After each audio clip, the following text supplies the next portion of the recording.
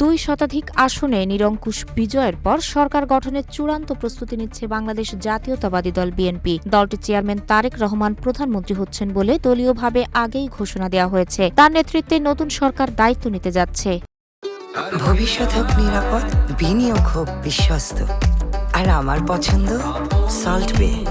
Welcome to salt বে। 17 ফেব্রুয়ারি জাতীয় সংসদের দক্ষিণ প্লাজায় সকাল 10টায় নবনির্বাচিত সংসদ সদস্যদের শপথ এবং বিকেল 4টায় নতুন মন্ত্রিসভার শপথ অনুষ্ঠিত হবে। নতুন মন্ত্রীদের আবাসনের জন্য রাজধানীর বেইলি রোড, গুলশান, ধানমন্ডি ও মিন্টো রোড এলাকায় প্রায় 40টি সরকারি বাসভবন প্রস্তুত রাখা হয়েছে। নতুন প্রধানমন্ত্রীর বাসভবন এখনও চূড়ান্ত হয়নি, তবে রাষ্ট্রীয় অতিথি ভবন যমুনা বর্তমানে ব্যবহারের জন্য প্রস্তুত থাকায় সেটিকে প্রাথমিকভাবে বিবেচনায় রাখা হয়েছে। প্রধানমন্ত্রীর ব্যক্তিগত সিদ্ধান্তের ওপরই চূড়ান্ত আবাসন নির্ভর করবে বলে সংশ্লিষ্ট কর্মকর্তারা জানিয়েছেন। এদিকে মন্ত্রীদের জন্য সরকারি যানবাহন অধিদপ্তরকে প্রয়োজনীয় গাড়ি প্রস্তুত রাখতে নির্দেশ দেওয়া হয়েছে। প্রাথমিকভাবে 50টি গাড়ি প্রস্তুত রাখা হয়েছে, যার মধ্যে অতিরিক্ত গাড়িও রয়েছে ভিভিআইপি প্রোটোকলের অংশ হিসেবে। নিউজ ডেস্ক, রূপালী বাংলাদেশ।